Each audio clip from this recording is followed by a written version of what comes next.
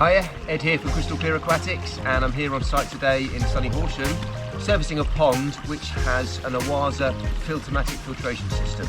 I've wanted to do a video on servicing one of these for a long time. This is a great opportunity to do so. So this is the unit. This is the Oase filtomatic 25,000, which has got the integrated 24 watt UVC. These are really smart units. They're actually one of my favourite filtration systems that Oase make for, sort of smaller domestic ponds. I don't often install them actually, because despite them being a very good system and very efficient, I find that the UVC is just a little bit underrated for the filter size. It's a shame they don't do a unit with a 36 watt UV or even a 55 watt UV. But for this application on this pond, it's a perfect size and it does a great job of keeping it clear. Nice sturdy unit with a lid that locks into place. Again, with Oase, typically blue, mechanical, something that does something. So we can remove the lid.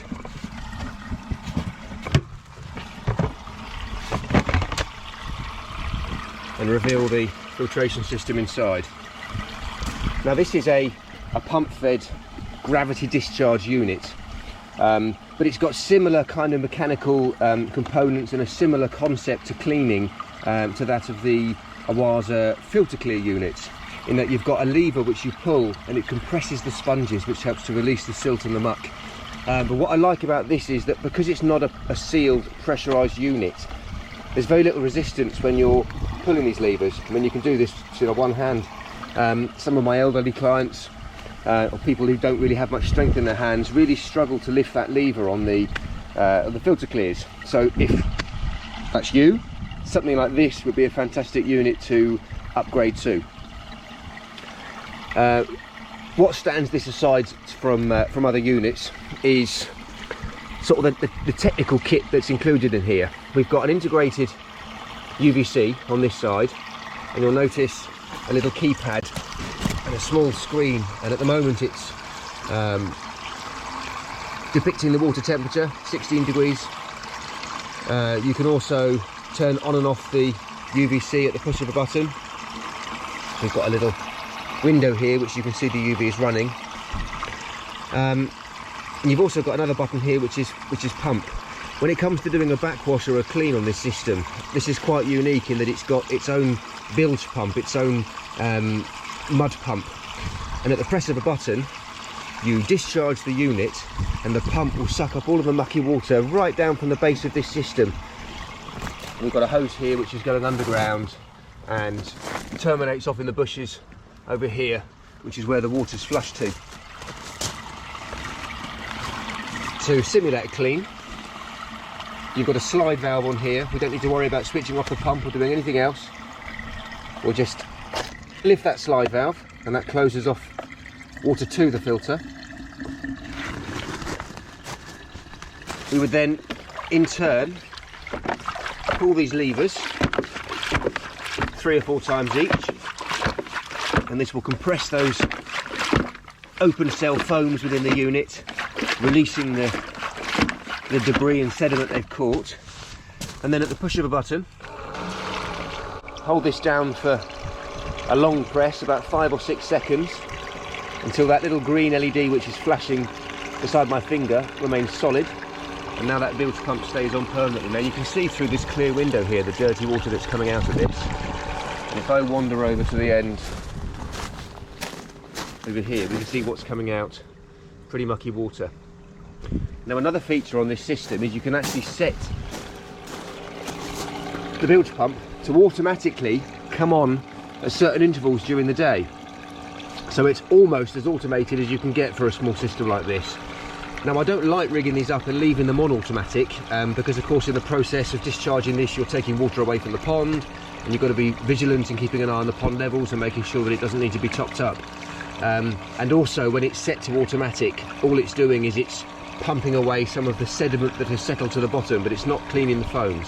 So I would leave it on a manual clean, and every time you do this discharge you're concentrating on compressing those foams and releasing some of the silt and the muck as well.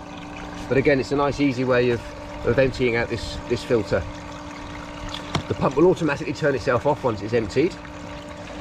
Another little feature that is often overlooked on this system is you can see this series of 3 steps here: 25, 50 and 75%, and this is telling you when the filter is dirty and at the point of requiring a clean. Obviously when the foams themselves are clean and they allow water to pass through sort of unhindered, water level is quite low. But as those sponges start to pick up debris and start to clog, water level in the filter is going to start to rise, and as it starts to rise up these steps here in increments, that will give you a visual indicator that the foams themselves are clogged and need to be cleaned. There we go, so the pump has turned itself off. We would open up that slide valve, let water back into the unit. And when you do this clean, don't be surprised if when the system fills up, it picks up some of the silt that hasn't been pumped away. I mean, no cleaning mechanism is 100% efficient, and there's always a little bit of muck that remains in here, and that will get passed through back into the pond, and the pond itself might be a little bit cloudy for an hour or so until it settles, but that's normal. If you catch this right, you could switch it off and drain it down again, but I wouldn't worry too much about that. So that's how you would operate and do a standard backwash or a clean on this sort of system. But today I'm actually going to be stripping this apart fully, giving the foams a manual clean. So this will give you a good indication of what to do if you were replacing the sponges entirely. And in the process, I'm going to have to remove the UVC, the ballast and the electrics and the bilge pump as well. So again, if you were replacing the UV tube at the start of the season or having to carry any sort of maintenance work on the bilge pump, this video will give you a good indicator of what needs to be done. So taking the unit apart to access the foams and the UVC and the bilge pump, etc. Very simple. First of all, making sure that everything is switched off. The quartz sleeve, the ballast and this sort of top screen here just slides out. Now it's a bit of a tangle with these cables. A little bit restrictive, but that section just slides out, and then the bilge pump also slides out, so we can put those down to one side, and that now gives us free access to the filter foams inside. 2 blue clips, remove those, and now this top section with the foams attached will lift off like so. And then what I like to do is to get the vacuum out and just to hoover away inside this chamber. I mean, it's quite a big chamber. What's clever about this, if I show you in here, as the water enters the unit and works its way through into here, through the quartz sleeve, through the the UV area and back out here, the water is then forced into this sort of baffle, and this slows the water down, allowing the particles to drop down to the base of the pond. So this little baffle here, which can unclip, there's a little spring clip on here and the whole thing pulls away if you need to clean it. There's a bit of muck on here, but this isn't too bad. That's actually a very important piece of kit. And then right at the base of this, you'll see this blue sort of triangular baffle at the base of this. On the very base of this container has a slightly deeper sort of sump, and the bilge pump itself sits in this little rubber boot in this little socket here, and it's drawing in water from this deepest section from the sump, which is where all the sediment is going to collect. Occasionally you might get blockages, you might need to do some sort of maintenance on this. You've got some screws on here and this blue section will lift away and you can reveal the inside. I've never had to do that, but if ever you get a blockage, that's what needs to be done. Removing the foams can be a little bit fiddly. You can see these, again blue, these little sort of clips either side of the cleaning handle, and the idea is that you sort of push one clip in one side and one clip in the other side, and then you can push that whole thing through. It's not a one-hand job, but then the whole section will slide away and we can separate this plastic section from the foams beneath. I like to do one clip at a time and sort of push it down through, and then the whole sponge and handle will come away.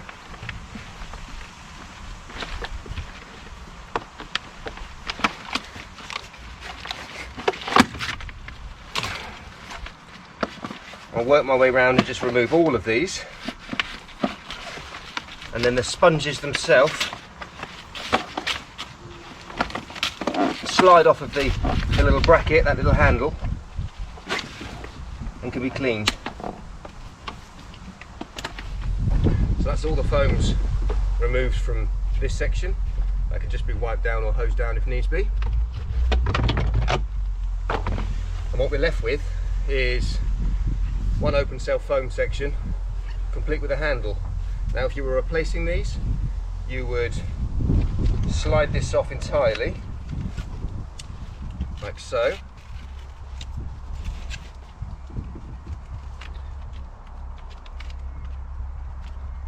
And these come complete in the box. Now, they never used to. I believe, with these plastic cages already attached to the sponge, and you just slide another one on. For the sake of cleaning, you don't need to remove them from that handle, but actually it's easier to do so because you can get it in a bucket and you can do, you know, a lot more compression on that to give that a good clean. The sponges themselves are in good shape, and actually these ones, because they've been well looked after by my client, aren't particularly dirty either. When you reassemble the foams and slide them back onto the bracket, onto that lever, there is a right and a wrong way to do so, and just remember to reference, if the foams are the newer variety with this plastic cage, that these little plastic clips are only on one side, they're not on the other black section. So the bit without the clips is the base, and the bit with the clips marry up with the blue clips on the handle, and that's the top. So I'm going to carry on and give these a clean, and then I'll reassemble it all and put it back together. In the meantime, I'll also show you, if you needed to replace the UV tube, on the side of the quartz sleeve housing and the ballast here, you've got a little emblem embossed on here, a padlock, open and closed, and you can twist the plastic housing, slide that away. If there's any debris or muck in here, rinse that through. You've got the quartz sleeve turbine, the cleaner. As water enters the chamber, it hits this little plastic turbine, and this rotates around the quartz sleeve, and as you can see, it does a very good job of keeping this clean and free from any sort of soiling and deposits. There's no limescale or algae deposits on there at all, so that's lovely and clean. You'll notice you've got one O-ring that you need to hang on to. Sometimes that remains in position, but in this instance it's come away. One little Phillips safety screw to undo, and then this plastic quartz sleeve locking collar will unthread. You can carefully pull that quartz sleeve off, and then in the traditional method just pull away the UV tube and replace it with a new one. Reassemble it in the reverse order. Before reassembling, you always want to make sure that any areas that are in contact with rubber seals, O-rings, are clean, and that the seals themselves are clean. And I've run a little bead of silicone grease around this just to add a bit of lubrication. In fact, this O-ring has stretched somewhat. I think it's probably been caught in the housing at some point and it's stretched a little bit, but that's fine. In fact, this isn't an essential piece of kit. All it's doing is it's maximizing water going through the UV and back into the filter, rather than a certain amount of water escaping and bypassing this. So it's not going to leak per se if you haven't got this in place, because of course it remains within the filter system, but ideally we want to keep hold of that. This little quartz cleaner, it's got a bit of algae on the base of it. I'll just give that a clean. Now again, as a point of reference, the wider end, the bit with the turbine, that slides over the quartz sleeve and sits at the top. See if I can reassemble this first go. Sometimes it can be a bit tricky remembering the angle that this slides on.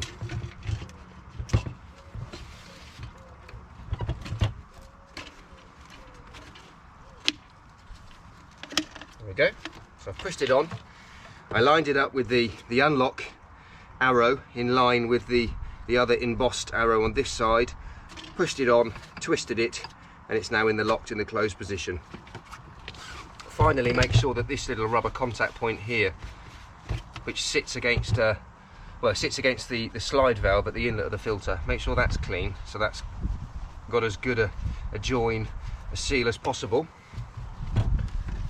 I've got a little probe here which is the thermometer sensor. It's always worth keeping that clean. This is all a little bit tricky because you've got quite a short length of flex between the bilge pump and the quartz. You can disconnect it. There's a little 2-pin adapter here and this hole up comes away.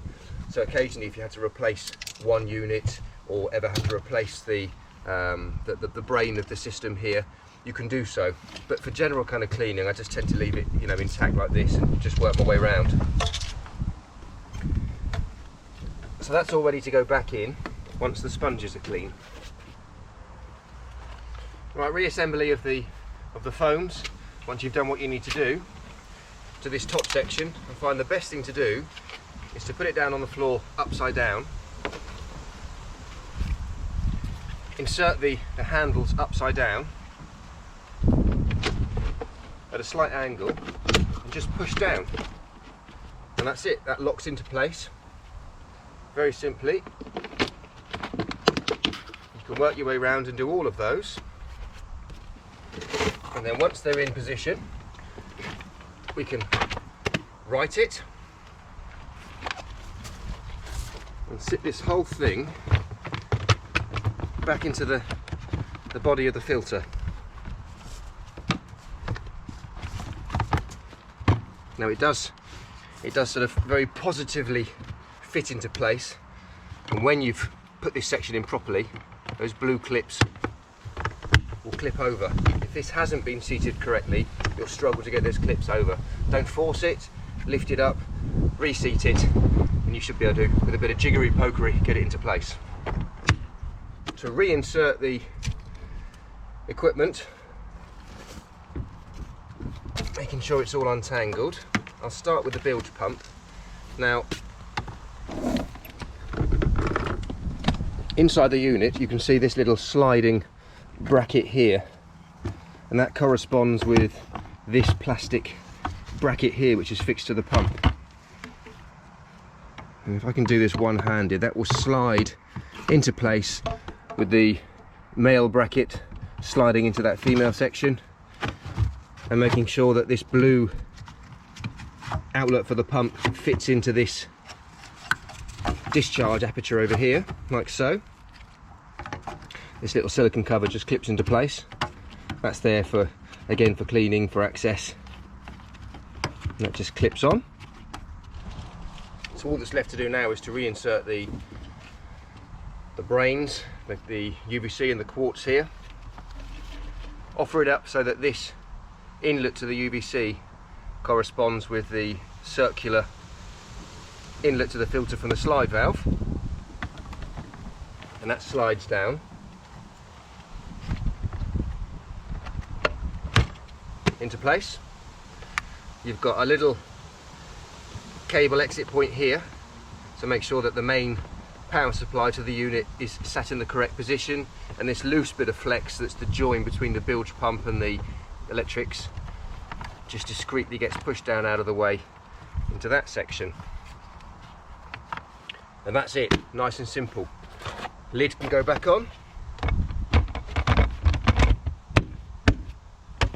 lock it into place, and that's it. That's how to perform a clean, how to replace the sponges, how to access the UVC in the quartz sleeve, and how to get to the bilge pump to perform any sort of maintenance. I'm Ed from Crystal Clear Aquatics. Thank you very much for watching. I hope you found this useful. Please like and subscribe if you have, and you can check me out on the next tutorial. Thanks very much.